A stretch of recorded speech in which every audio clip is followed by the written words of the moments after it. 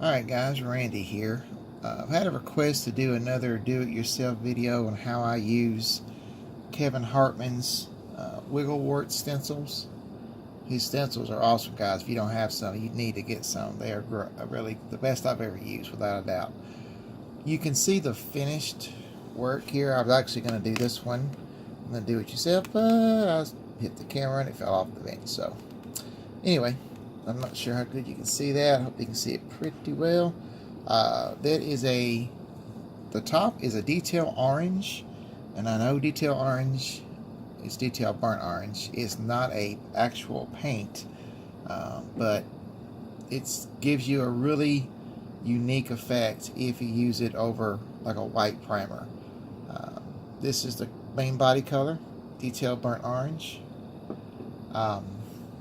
The belly, I'll show you that in here in just a second, is Vallejo green brown.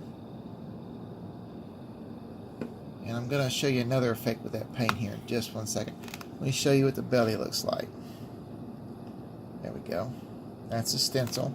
All you do is just paint the top detail burnt orange, paint the bottom the brown green, use the stencils, color in the eyes, and highlight the back a little bit. I just lost the camera. And as you can see, you make a pretty impressive bait. And you can add details to that if you want. I probably will with this one, but I just want to show you what that particular one looked like finished. So now I'm going to do one live on camera real quick. And let me tell you up front, when you use these stencils, you know, it's not like a stamp. You're not going to, there is a little bit of art to this, okay? You got to keep your air pressure low, keep the proper distance from the stencil, and don't, you color it to your taste. The more you use, the darker it gets. If that's the effects you want, that's great. I'm trying to be subtle. So what I use for the stencil color itself is Bloodline Decay color 5045. Show you the front there. Createx Al Gore's Bloodline series. It's kind of like a sepia paint. It's really thin, so it shoots really well. Okay, so I'm going to do this side here. Now, what I've done with this particular one is I've used the Verde Green again, Vallejo, and I've sprayed it without thinning it, and it just shoots a tiny shade. You could probably thin it and get the same effect, but I like that uneven effect. I'm not sure how well it shows up on camera, but it's a broken effect. To me, it just looks better. Maybe I'm too close. Let me adjust that.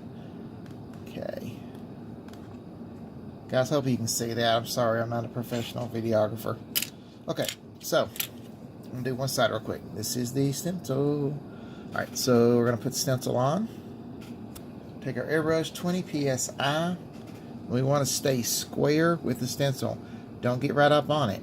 Spray, I like to spray at least 2 to 3 inches away from it. Again, I'm trying to be subtle. If you want it to just be like a heavy black, then you can get closer. Okay, here we go.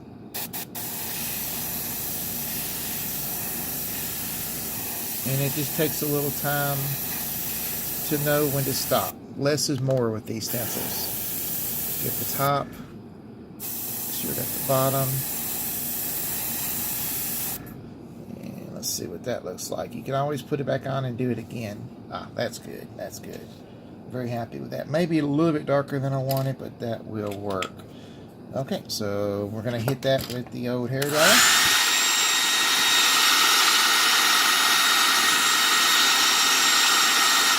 Hopefully that blew your ears out, guys. Sorry about that.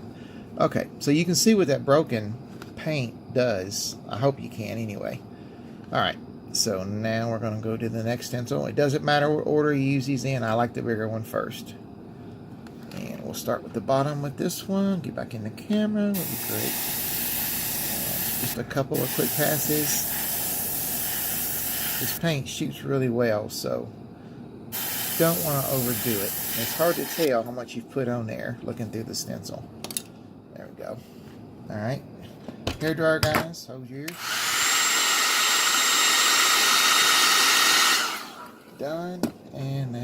do the last stencil. Okay, guys, here we go. Again, square, 2 to 3 inches away, 20 psi. That's what I do. You can play with it and get different effects with these. That's what's so cool about them. And I think we're good there. Yes, we are. Okay.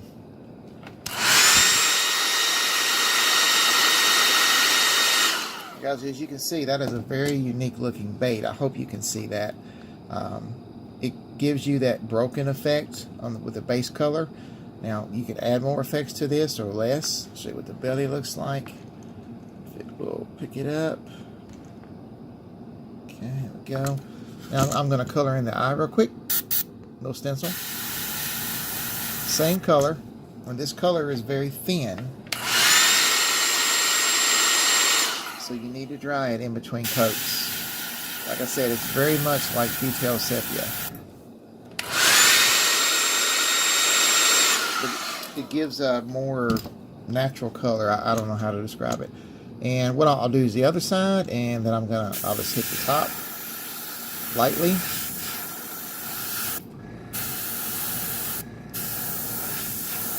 When I do this, I'm trying my best to be abstract with it, or trying not to be uniform, because you guys know nature is not uniform, so we're trying to emulate that. And guys, there you go. There it is. Hopefully you can see that. There it goes. If you have any questions, be sure to PM me or just comment. And thanks for being part of my group, and I'll see you guys later. Have a great day.